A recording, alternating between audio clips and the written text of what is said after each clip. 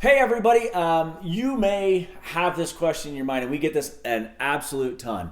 Hey Mark, what's wire fraud? I see this disclosure that you're having me take a look at. What is wire fraud? And that's what we're going to talk about right now. Hey, what's going on everybody? It is Mark with My Front Range Living, powered by RE/MAX Integrity. I am a full-time real estate agent here in Colorado Springs. And before we dive into today's topic of wire fraud, I have a huge favor to ask of you. One of our friends, Joy Smith, who is out there. Joy, I know you're watching right now. Thank you so much for subscribing. I appreciate it. Joy reached out and said, "Hey, Mark, it may not hurt as you're talking about Colorado Springs to do some local hotspots and things like that." Well, I'm really happy to tell you that we do those things. If you take a look in the description of the video below, we have a link to our Facebook page. We have a link to the Instagram, and those are really where we get after local hotspots, restaurants, and things like that. So if you want to know more about what's going on here in the Colorado Springs area, go ahead and check out the description of our video below, and you will be able to join with us at My Front Range Living on Instagram and My Front Range Living on Facebook. So thank you for doing that. And once all of that's done, make sure you subscribe to the YouTube channel as Joy has, and you can give us some recommendations. So let's talk about wire fraud. Wire fraud is a big deal right now in several different facets, but especially in the real estate market. Wire fraud came about because wiring expedites the process a lot of times. So when you used to have to go and get a cashier's check, or you needed to drop off a check or anything like that, you can now wire funds. Okay, so you can wire funds for the earnest money. You can wire funds for the down payment or the money that you're supposed to bring to closing. Wiring funds is how sellers get their proceeds at closing. So obviously some not so nice folks picked up on that, and they immediately got to work on how they could get your money by doing nothing. So wire fraud now exists. It wasn't really well regulated for the longest time. People were just like, hey, we can expedite this wiring. You just type in this information and it immediately goes to this other account where it's supposed to go, and that's great. So what these bad guys have done is, hey, send us your information. Well, the first thing that you need to know is you should never, ever, under any circumstances, electronically send any of that information, okay? So wire fraud obviously encompasses far more than just the real estate industry, but for the real estate industry, title is going to say, hey, we need some wiring instructions so you can send your down payment, the money that you're going to put down, to the lender or the financial institutions that need those resources. So then what happens is those bad guys would come in and say, yeah, just send that to us via email. Title companies will never, ever ask for that electronically. You're going to talk to someone on the phone.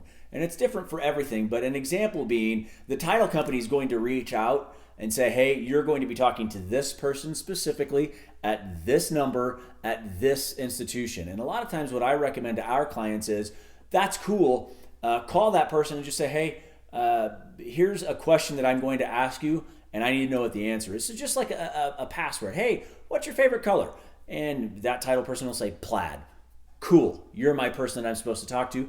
And you're going to give them that information over the phone, never electronically, because thieves, man, those cyber thieves are pretty intense and really sharp. So you're never going to give wiring instructions electronically. It's always going to be over the phone, okay?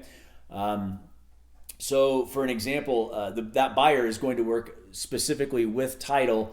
Hey, how much money am I supposed, you're working with your lender, I need X amount of dollars. That goes to the title company and you wire that accordingly. So adversely, the seller isn't going to give any information until they get to the closing table. So if you're selling your home and you're expecting those proceeds, you bring your account number and all of that information, and you're going to fill that information out while you're with the title representative at the table to ensure that none of that happens, okay? So there's a lot of different safeguards to ensure that your resources stay in your pocket. So I want to give you some examples of how wiring has gone wrong and why it's important to follow up with the professionals that you're working with in any transaction, okay? You may have noticed on one of our last videos, I managed associations for a while. And there not one of the associations that I manage, but we heard of an association that went through a hail damage claim, and they anticipated having $800,000. Well, again, the whole reason that wiring exists is you can expedite the process on a lot of this stuff, okay? So the association was like, sweet, wire us the funds, and that way we can get to work even faster than we originally thought we could. Well, unfortunately, something was delivered electronically, and it was not to the right financial institution. It was a cyber criminal. $800,000 gone. So this association is not only in disrepair, but now they're out $800,000 because they thought they did the right thing. Not the right thing. Don't ever give it electronically. Another thing that we have heard about is when sellers, and again, this was years ago, and it's now changed to the point where sellers don't give any of their information until they're at the closing table.